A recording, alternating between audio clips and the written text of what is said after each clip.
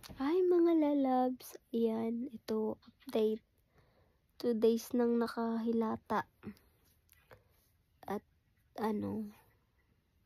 parang overpatig yata ang nangyari sa katawan ko. Nilagnat. Tawag niyan. Masakit lahat ng katawan ko, lahat. Pati mga ganito mga lalabs. Parang, ano ba tawag niyan? Binat ba yan? Binat, bughat sa Bisaya.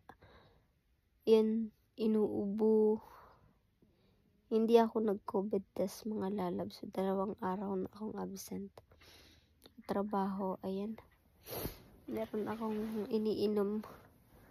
2 ganito, ito, tsaka yung Tylenol. Tapos, buti na lang andito yung aking biyanan na masipag magawa ng soup. Binigyan niya ako ng tawag yan.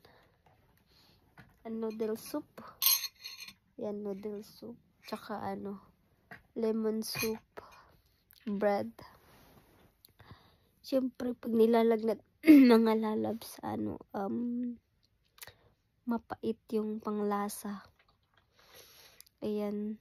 Kaya, tayo mga lalabs, huwag tayo masyado palang trabaho ng trabaho. Kasi pag sinisingil lang katawan natin sa sobrang sipag magtrabaho. Ayan. Yan lang mga lalabs ko. Ingat lagi.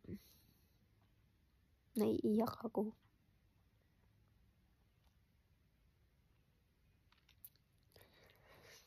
Kasi mahirap pala magkasakit.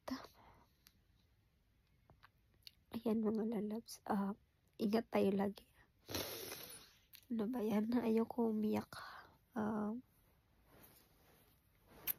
Dami ko nang iniinom na gamot. Parang may yata ako eh. Iyak, ano ba yan? Iyak ako. Basta ingatan lagi ang sarili. Huwag masyadong trabaho ng trabaho. Kasi sisigilin yung katawan natin. Siguro sa na-stress ko lang.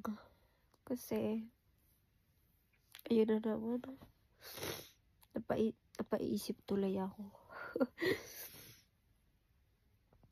Sobrang excited ko lang yata. Kasi malapit na ako makauwi sa amin.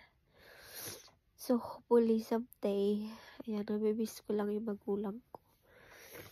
Mga kapatid ko. So, sana gagaling na ako kasi ayoko yung naiiyak lang ako, diba? Ayoko yung mawala ako sa mundo na hindi ko pa sila nakita. Strong naman ako. Strong ate. Kaya ayan, laban lang. Love you all. Miss you.